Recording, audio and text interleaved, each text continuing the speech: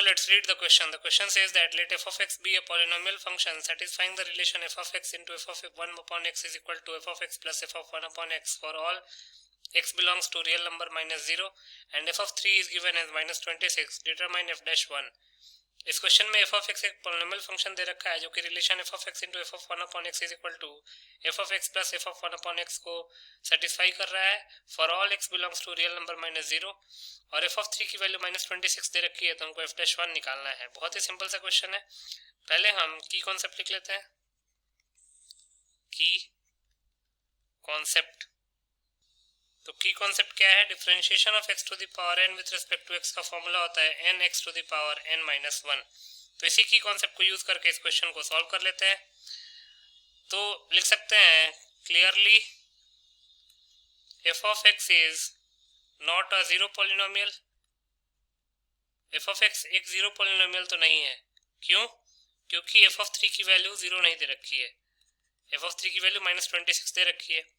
तो मान लेते हैं let degree of f of x be n, therefore let f of x is equal to a0 plus a1x plus a2x square and so on up to an x to the power n where an is not equal to 0। और अगर f of x ये है तो f of 1 upon x क्या हो जाएगा? Therefore f of 1 upon x will be a0 plus a1 upon x plus a2 upon x square and so on up to an upon x to the power n। तो f of x into f of 1 upon x जो है वो f of x plus f of 1 upon x के equal दे रखा है। तो f of x की जगह पे क्या पुट करेंगे? a0 plus a1x plus a2x square and so on up to an x to the power n into f of 1 upon x की जगह पे क्या पुट करेंगे? a0 plus a1 upon x plus a2 upon x square and so on up to an upon x to the power n is equal to f of x की जगह पे again put कर देंगे a0 plus a1x plus a2x square and so on up to an x to the power n plus a0 plus a1x plus a2 upon x square and so on up to n upon x to the power n। अब यहाँ पे x to the power n का coefficient दोनों side में equate कर लेंगे। Equating, इसको हम इक्वेशन 1 का नाम दे देते हैं। Equating coefficient of x to the power n on both the sides, दोनों साइड में x to the power n का कोएफिशिएंट कंपेयर करेंगे। अब x to the power n का कोएफिशिएंट लेफ्ट हैंड साइड में क्या आएगा? x to the power n का कोएफिशिएंट a0 into an आएगा क्योंकि an into x to the power n a0 से मल्टीप्लाई होगा तो x to the power n का कोएफिशिएंट a0 into an आ जाएगा is equal to right hand side में x to the power n का कोएफिशिएंट तो बस a to the an ही है क्योंकि वो तो किसी से मल्टीप्लाई नहीं हो रहा है। तो a0 an is equal to an आ गया। an कैंसिल आउट हो जाएगा तो यहाँ से a0 की वैल्यू क्या हो जाएगी? 1। an जीरो नहीं हो सकता है since an cannot be zero, इसलिए हमने कैंसिल आउट कर दिया। ये तो x to the power n का कोएफिशिएंट दोनों तरफ कंपेयर करने पे आया। Now equating coefficients of x to the power n minus 1 on both the sides, दोनों साइड में x to the power n minus 1 का कोएफिशिएंट कंपेयर करते हैं। तो x to the power n minus 1 का कोएफिशिएंट लेफ्ट हैंड साइड में क्या आएगा? a1 an आएगा, a1 an plus a0 into an minus 1 is equal to right hand side में तो एक ही कोएफिशिएंट आएगा an minus 1।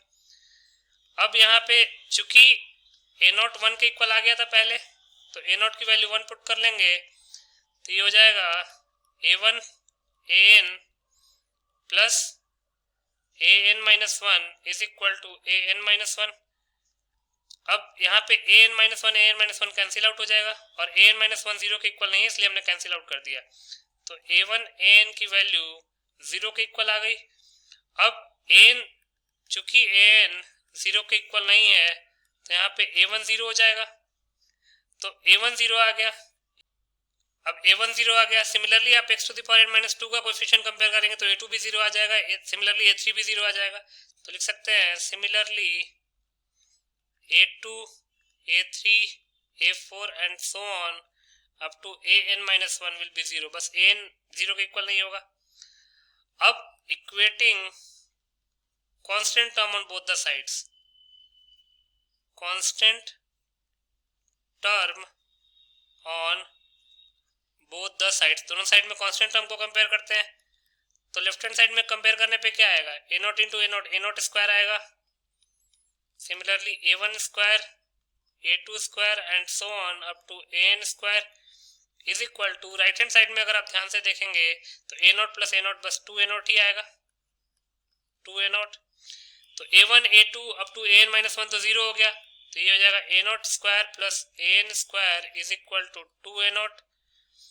तो यहाँ से an स्क्वायर आ जाएगा 2a not minus a not square. अब a नॉट की वैल्यू हमने निकाल रखी है 1, तो हो जाएगा 2 इंटू 1 माइनस 1.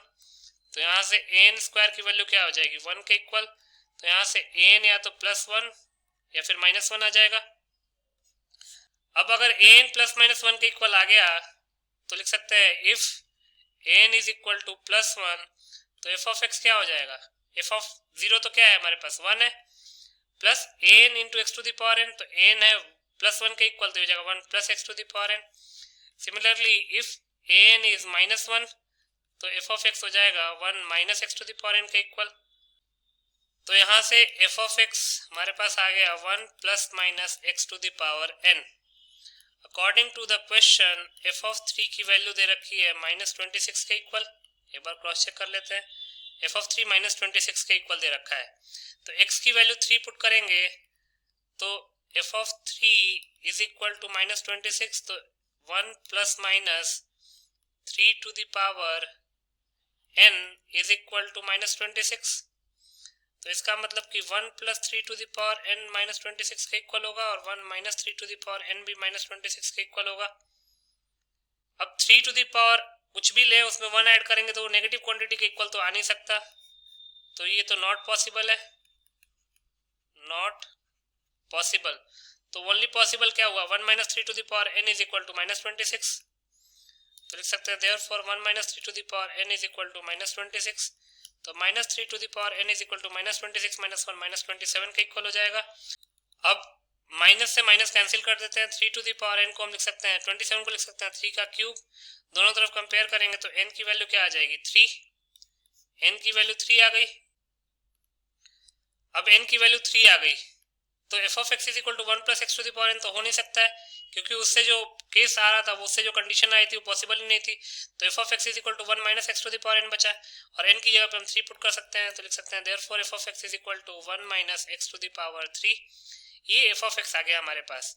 तो एफ डैश एक्स क्या आएगा, एफ डैश एक्स आ जाएगा 1 का तो 1 कांस्टेंट है 0 आ जाएगा माइनस 3x स्क्वायर. अब एफ डैश एक्स आ गया हमारे पास -3x स्क्वायर. तो हमको वैल्यू किस चीज़ की निकालनी है, एफ डैश 1 की निकालनी है. तो यहाँ से हम लिख सकते हैं f dash 1 is equal to -3 into 1 square that is -3. तो यहाँ से एफ डैश 1 की वैल्यू आ गई -3 के इक्वल. यही हमारा फाइनल आंसर हो जाएगा. तो यहाँ से हम लिख सकते हैं hence -3 is the required answer. So -3 will be your final answer. I hope you understood it well. Best of luck.